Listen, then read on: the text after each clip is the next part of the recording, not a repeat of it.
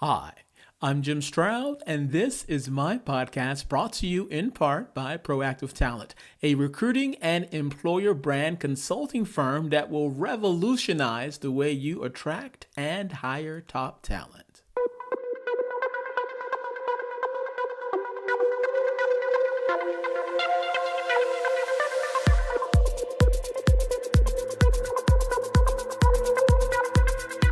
Working from home has been a perk that many companies have offered their employees in response to growing demand for work-life balance.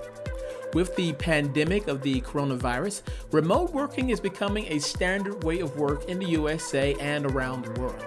It has had me wondering, what will be the next phase in remote working? Well, I looked into it and I think it's holograms. You remember that scene in Star Wars when Princess Leia sends a holographic message to Obi-Wan Kenobi? We are closer to that being an everyday office reality than you might think. I'll explain after this. Recruitment marketing, as compared to maybe employer branding, is all about getting your message and your story in front of the right audience.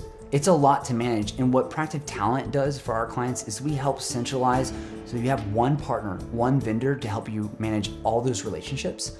And not only that, we help you track the effectiveness of every media dollar you spend on hiring so that you know in real time that you're getting the greatest ROI for your marketing investment to attract great talent into your company.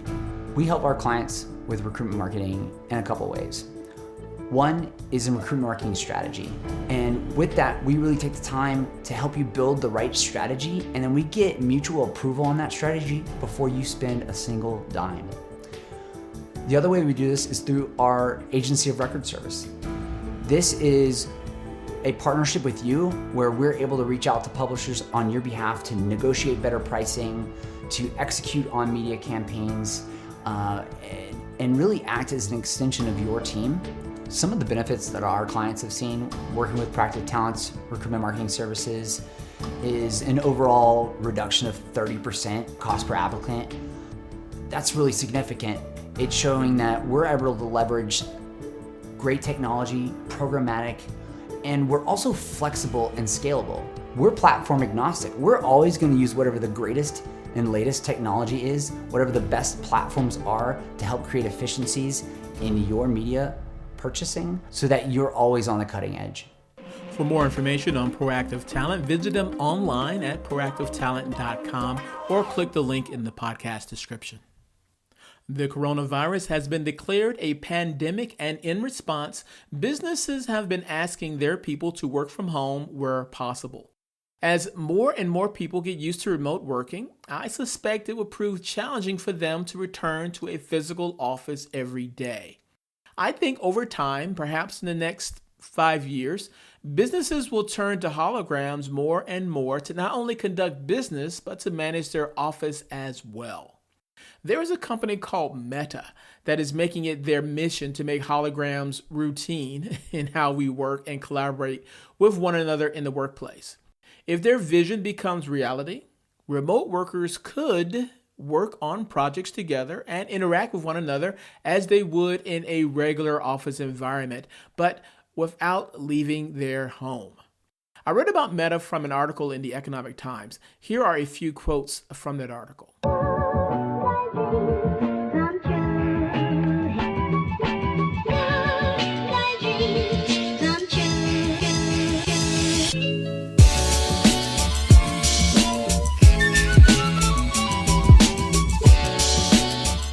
One recent morning, Stephanie Rosenberg arrived at work to find her PC monitor had vanished.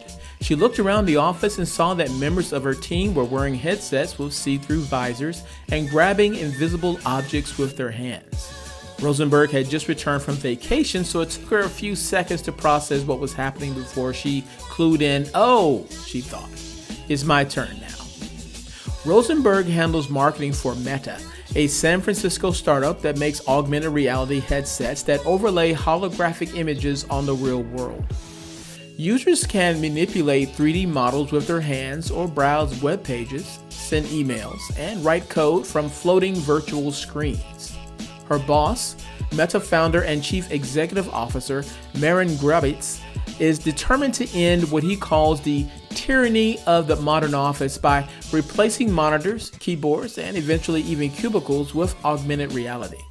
To get there, he's using his own employees, including Rosenberg, as test subjects to help Meta figure out what works and what doesn't.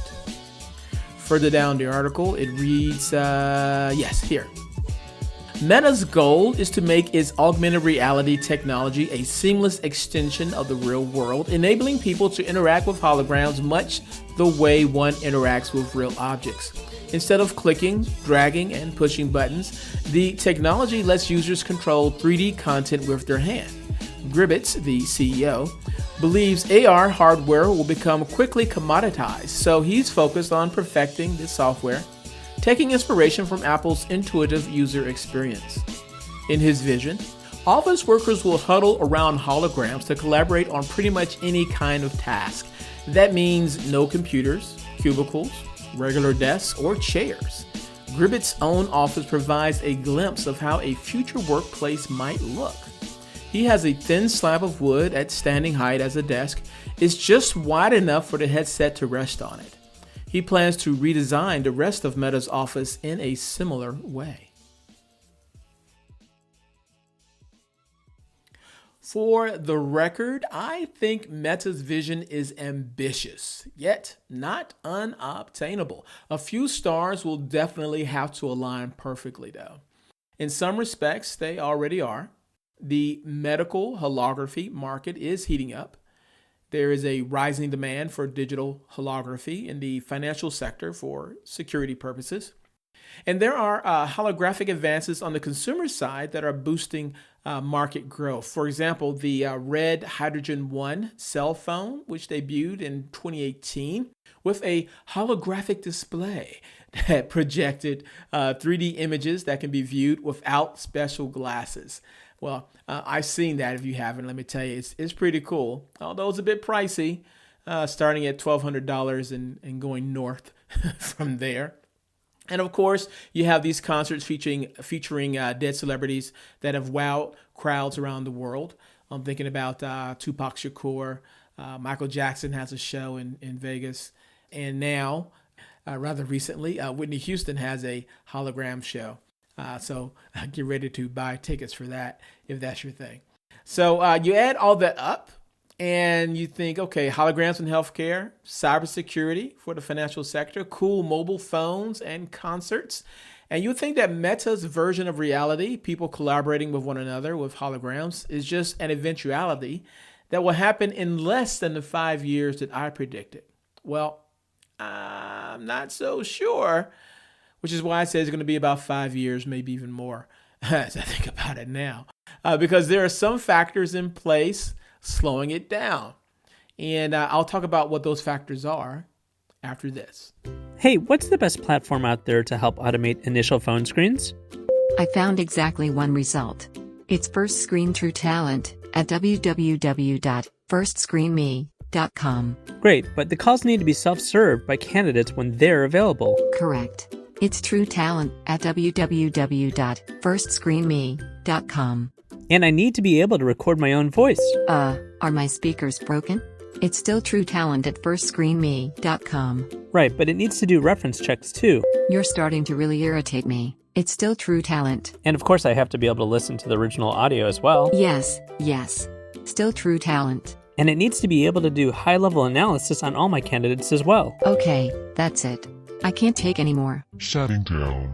With tens of thousands of completed calls and years of research to back it up, First Screen is the award-winning pre-qualification platform to quickly check candidates' soft and hard skills as well as references. See a demo of True Talent on our website at www.firstscreenme.com today. Find your true talent with First Screen. This podcast is sponsored by SupaPass, the go-to software for out-the-box content websites and mobile apps. With the SupaPass platform, you can create your own branded website and native mobile apps to host your digital content, subscribers, and more. Do you have quality content that you want to share with the world in a beautiful and intuitive site? If so, then SupaPass can provide the tech solution for you. Hold all your digital content in one place, your brand, your way. Check out supapass.app. That's SupaPass.app. The hologram market has a lot going for it. It also has a few stumbling blocks to overcome. For one, hologram projection under sunlight, not so good.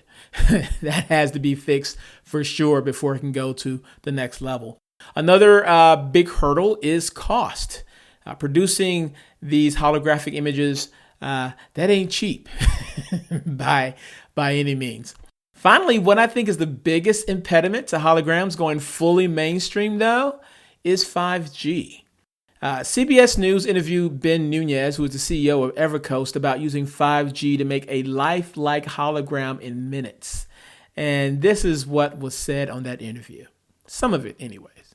Walk me through step by step what we're seeing here. So what you're seeing is a ring of 3D depth sensing cameras that are capturing us in real time, finding every single point in 3D space in motion, can also capture us and record us, do live action, and then we can post-process that content for distribution. Each of these cameras is capturing us in real time to generate a 3D hologram of us both. And then once that image is rendered, because of 5G, it can be processed much, much quicker, correct? That's right. All of this stuff is running into a single computer right now, and we don't need, because of 5G, we don't need a farm of in-house servers. We'd otherwise need a rack of servers in here to post-process this content quickly. Mm-hmm. With 5G, we can take all of the capture, push it out to the cloud, process that in what would normally take hours or days. We can get it done in minutes. Okay, again, all wonderful and great. But what I take away from that interview is how crucial 5G is. For those who don't know, 5G operates on a much higher electromagnetic frequency spectrum than previous mobile networks. The wavelengths it sends out have a higher capacity but a shorter range, which means that large towers that serve dozens of square miles won't be effective. To make 5G network effective, small cells will have to be placed every few hundred feet. Rather than large traditional towers, these small cells will rely on poles or even existing streetlights and utility poles. Because 5G small cells cover a much shorter distance, there will eventually have to be more of them. Thus, the demand for a tremendous number of freestanding poles. Also, get this, each pole may only house technology for one mobile carrier. So, for example, Sprint will need its 5G cells in place, AT&T will need its 5G cells in place, and so on and so on and so on. So as a result, the demand for all of these poles could grow exponentially. All that to say, for holograms to be routine in the workplace and for remote workers, at least in the USA, we're going to need at least 1 million new towers. Is that possible? Or rather, is that impossible? No. In fact, it's very possible. It is very possible to create that many poles for the 5G networks, and it's already in the works. And that concerns me. That concerns me a great deal. And I think it should concern you. When all of these 5G towers are built and they begin emitting all of this radiation in closer proximity to us all, how will that affect our overall health? I have to wonder. Maybe I'll do some research on that and discuss it on a future episode.